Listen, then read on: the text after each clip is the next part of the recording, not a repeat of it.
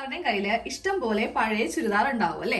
ചിലപ്പോൾ നമ്മൾക്ക് വണ്ണം വെച്ചപ്പോ അത് ഉടുക്കാൻ പറ്റാതായതായിരിക്കാം. അതുമല്ലാന്നുണ്ടെങ്കിൽ കളറൊക്കെ ഇഷ്ടപ്പെടാത്തതോ അങ്ങനെ ഏതെങ്കിലും വിധത്തില് ഒരെണ്ണമെങ്കിലും ഉണ്ടാവാതിരിക്കത്തില്ല. അപ്പൊ നമുക്കിന്ന് ഇത് വെച്ചിട്ട് 2000 രൂപ നമ്മൾ ലാഭിക്കാൻ പോവാണ് കേട്ടോ. അതെ, ഞാനിപ്പോ എന്റെ കയ്യിൽ ഈ അടുത്തിടക്ക് തയ്ച്ച ഒരു കുർത്തിയാണ്. റയോൺ ഫാബ്രിക് ആണ് കേട്ടോ. പക്ഷെ ഇത് നല്ല ഫിറ്റ് ആയിട്ടൊക്കെയാണ് തയ്ച്ചത്. ഇട്ട് കഴിയുമ്പോണ്ടല്ലോ നമുക്ക് ഒരു എന്താ പറയാ, ഒരു സാറ്റിസ്ഫാക്ഷൻ കിട്ടുന്നില്ല. ഞാൻ ഓൾറെഡി സ്ലിം ആണ്. അപ്പൊ ഇതും കൂടി ഇട്ട് കഴിഞ്ഞപ്പോൾ ഒത്തിരി കൂടി എനിക്ക് സ്ലിം ആയിട്ട് ഫീൽ ചെയ്യുന്നു. അപ്പൊ ഞാൻ ആകെ പാടിയത് 2 പ്രാവശ്യം ഇട്ടിട്ടുള്ളൂ. അത് കഴിഞ്ഞിട്ട് ഇത് മാറ്റി അങ്ങ് വെച്ചിരിക്കുക.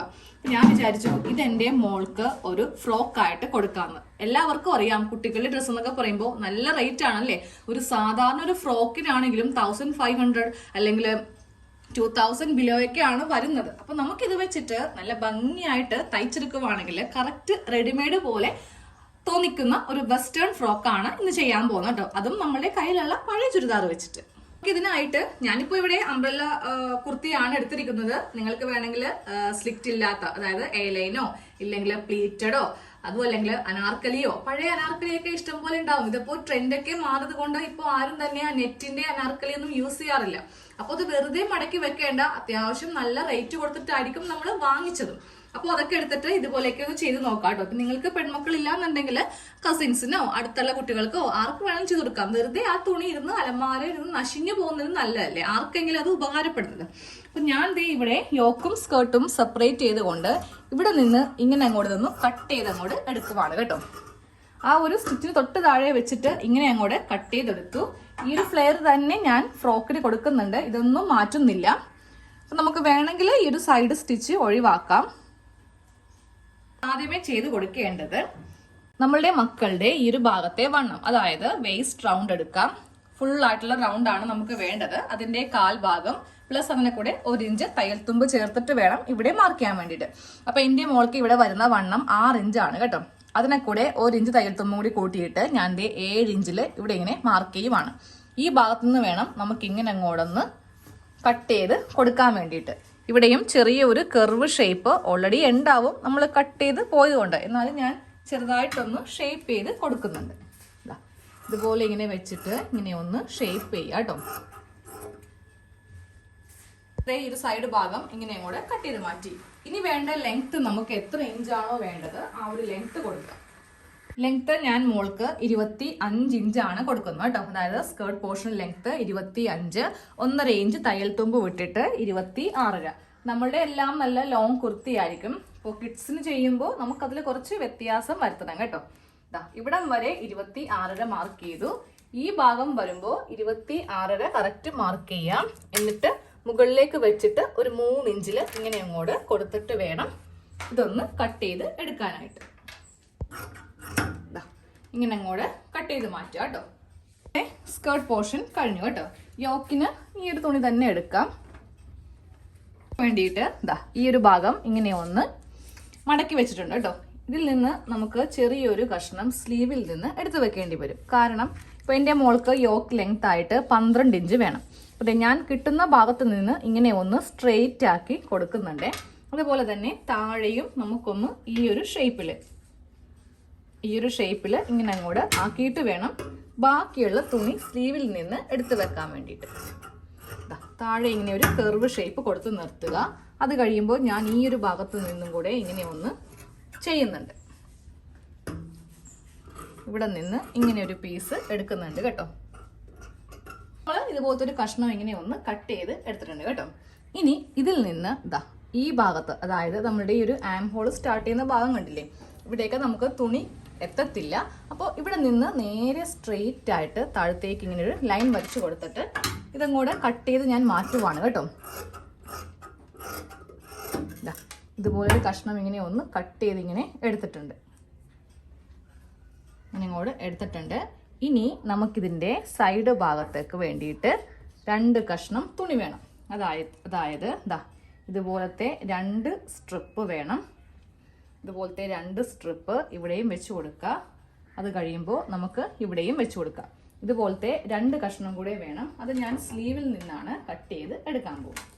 ഒരു സ്ലീവ് ഉണ്ടായത് ഞാൻ ഇവിടത്തേക്ക് വെച്ച് കൊടുത്തിട്ടുണ്ട്. പിന്നെ ഉള്ളത് താഴെ നിന്നൊക്കെയാണ് അഡ്ജസ്റ്റ് ചെയ്ത് എടുത്തത് കേട്ടോ.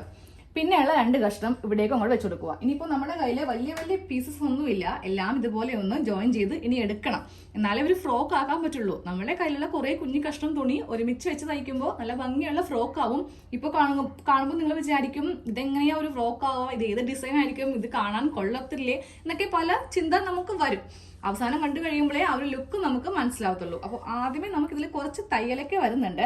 അതായത് ഈ ഒരു ഭാഗം ഞാനിപ്പോൾ ഇങ്ങോട്ട് എടുക്കുവാണ്. ഇതിന്റെ അളവൊന്നും ഇപ്പോൾ പറയുന്നില്ല കേട്ടോ. നമുക്കിതെല്ലാം കൂട്ടി കഴിയുമ്പോൾ ഒന്ന് അയൺ ചെയ്യണം. കാര്യം ഇത് മൊത്തത്തിലൊന്ന് ചുളുങ്ങിക്ക് ഇരിക്കുക. അപ്പോൾ അയൺ ചെയ്തിട്ട് നമുക്ക് സ്റ്റിച്ച് ചെയ്യുന്നതായിരിക്കും കുറച്ചുകൂടി ബെറ്റർ കേട്ടോ.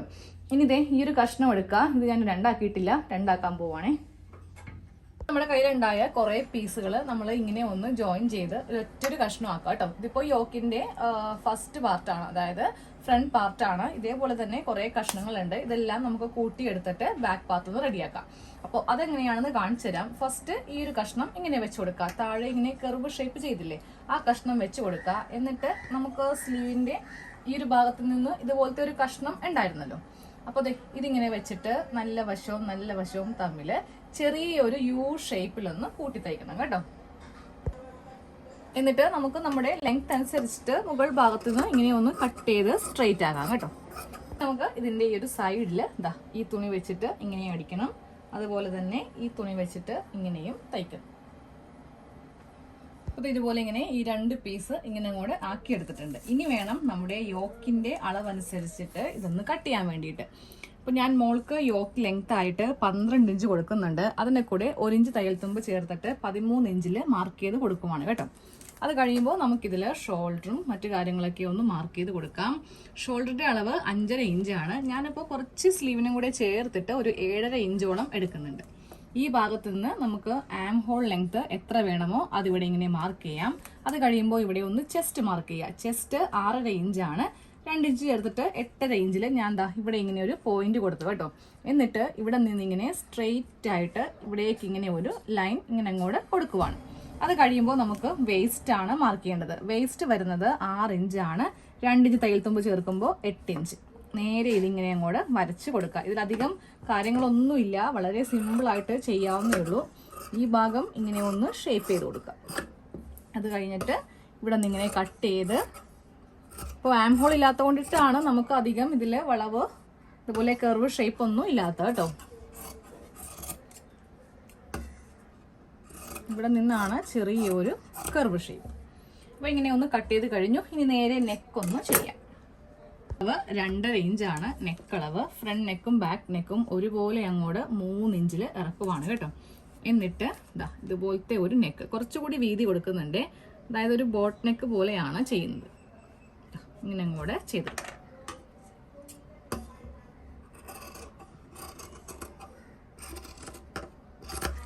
3 ഇഞ്ചോളം ഇപ്പോൾ വീതി ഞാൻ എടുത്തിട്ടുണ്ട്. നമുക്കിതിൻ്റെ ഫ്രണ്ട് പാർട്ട് ഒന്ന് ഡിസൈൻ ചെയ്യാം കേട്ടോ. അപ്പോൾ ഞാൻ താഴെ നിന്ന് കുറച്ച് തുണി ഇങ്ങനെ കട്ട് ചെയ്തെടുക്കുവാണ്. എന്നിട്ട് അതിൽ നിന്ന് വീതി കുറച്ച് ഇങ്ങനെ അങ്ങോട്ട് ചെറിയൊരു കഷ്ണമാക്കി എടുക്കുക. എന്നിട്ട് ഇതിൻ്റെ 2 സൈഡും ഒന്ന് അടിക്കണം. ഒരു സൈഡ് ഓൾറെഡി താഴെ ഭാഗമായതുകൊണ്ട് സ്റ്റിച്ച് ഉണ്ട്. ഇനി ഈ ഭാഗം കൂടെ ഒന്ന് തയ്ച്ചെടുക്കണം കേട്ടോ. ഇത് കഴിയുമ്പോൾ ഇതിൻ്റെ സെൻറ്ററിൽ വെച്ചിട്ട് ചെറിയ ഞൊറിവുകൾ ഇങ്ങനെ അങ്ങോട്ട് ഇട്ട് കൊടുക്കുക കേട്ടോ. ഇതുപോലെ ഇങ്ങനെ ചെയ്ത് കണ്ടിട്ടുണ്ട്. ഇനി നമുക്ക് ഈ ജോയിന്റ് വന്നിരിക്കുന്ന ഈ ഭാഗം കണ്ടോ, അവിടേക്ക് ഇതിങ്ങനെ വെച്ചിട്ടൊന്ന് ഫിക്സ് ചെയ്യാം കേട്ടോ. അത് കഴിയുമ്പോൾ ബാക്കിയുള്ള കഷ്ണം എടുത്തിട്ട് ഇവിടെയും ഇങ്ങനെ ഫിക്സ് ചെയ്യാം. ഫ്രണ്ട് പാർട്ടിൽ ഇങ്ങനെ അങ്ങോട്ടൊന്ന് വെച്ച് കൊടുത്തിട്ടുണ്ട്. കിഡ്സിൻ്റെയൊക്കെ ഡ്രസ്സ് ആകുമ്പോൾ ഇങ്ങനെ എന്തെങ്കിലുമൊക്കെ ഉണ്ടെങ്കിൽ അവർക്ക് ഭയങ്കര ഇഷ്ടമായിരിക്കും. ഇനി നമുക്കൊരു ക്രോസ് പീസ് വെച്ചിട്ട് ഈ നെക്ക് ഒന്ന് ക്ലോസ് ചെയ്യാം കേട്ടോ. നല്ല വശത്ത് ക്രോസ് പീസ് ഇങ്ങനെ വെച്ച് ഉള്ളിലേക്ക് അങ്ങോട്ട് മടക്കി അടിക്കാം. അപ്പോൾ ഇതുപോലെ ക്രോസ് പീസ് വെച്ചിട്ട് ഫ്രണ്ട് നെക്ക് തയ്ച്ച് കഴിഞ്ഞു കേട്ടോ. ഇനി നമുക്ക് ഇതേപോലെ തന്നെ ബാക്ക് നെക്ക് തയ്ക്കാം. അത് കഴിഞ്ഞിട്ട് ആ ഒരു ഷോൾഡറൊക്കെ ഒന്ന് നിങ്ങളൊന്ന് ജോയിൻ ചെയ്ത് എടുക്കുക കേട്ടോ. ഇനി നമുക്ക് ഇതിന്റെ യോക്കും സ്കേർട്ടും തമ്മിലൊന്ന് അറ്റാച്ച് ചെയ്തിട്ട് ആ സൈഡും താഴെയും കൂടെ തയ്ക്കുവാണെങ്കിൽ നമ്മുടെ ഫ്രോക്കിന്റെ പരിപാടി കഴിഞ്ഞു കേട്ടോ. നമ്മുടെ ഫ്രോക്ക് റെഡി ആയിട്ടുണ്ട് കേട്ടോ. എൻ്റെ ഒരു പഴയ ചുരിദാർ കൊണ്ടിട്ട് ഇനി മുതൽ മോൾക്ക് പുറത്തൊക്കെ പോകുമ്പോൾ ഇടാനുള്ള ഫ്രോക്കാണ്. വീട്ടിലിടാനല്ല, ഞാനിത് പുറത്തേക്ക് വേണ്ടിയിട്ടാണ് തയ്ച്ചത്. വീട്ടിലൊക്കെ നമുക്ക് ഇത്രയും നല്ല തുണി കൊണ്ട് തയ്ക്കേണ്ട ആവശ്യമില്ലല്ലോ. ഫ്രണ്ടിൽ ഇതുപോലെ വർക്ക് ചെയ്തുകൊണ്ട് കുട്ടികൾക്ക് എന്തായാലും ഇഷ്ടപ്പെടും കേട്ടോ. ബ്ലാക്ക് അല്ല, ബാക്ക് പ്ലെയിൻ ആയിട്ടാണ് ഇങ്ങനെ അങ്ങോട്ട് കൊടുത്തിരിക്കുന്നത്. അപ്പൊ വേണമെങ്കിൽ നിങ്ങൾക്ക് ലൈനിങ് ഒക്കെ ഇട്ട് ചെയ്യാം. ഞാൻ ലൈനിങ് ഒന്നും ഇട്ടിട്ടില്ല, കാരണം ഉള്ളിൽ പെറ്റിക്കോട്ട് കൊടുത്താൽ മതിയല്ലോ. ഇല്ലെങ്കിൽ ഷോർട്ട്സോ ലെഗിൻസോ അങ്ങനെ എന്തെങ്കിലും അകത്ത് കൊടുത്താലും മതി. അപ്പോൾ ഇങ്ങനെയൊക്കെ ഒന്ന് ചെയ്ത് നോക്കുക കേട്ടോ.